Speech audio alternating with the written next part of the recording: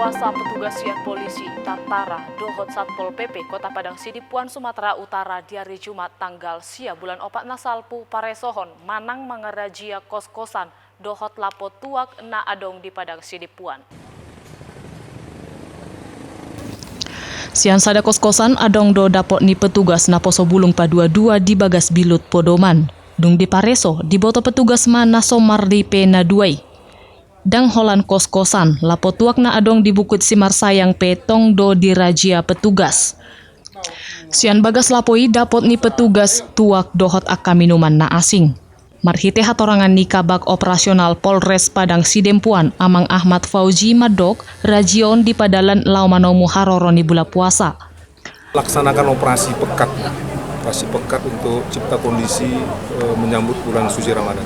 Ada berapa lokasi yang kita Ada 4 titik yang kami laksanakan tadi, mulai dari Jalan Baru, Simarsayang, Skoring-Koring, terus termasuk juga kos-kosan yang di daerah Sidangkal.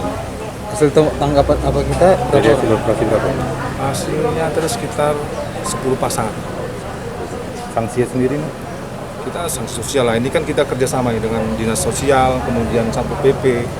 Jadi kalau terkait dengan minuman beralkohol, kita serahkan sama Satpol PP, kemudian masalah pasangan yang tidak nikah itu kita serahkan ke Dinas Sosial.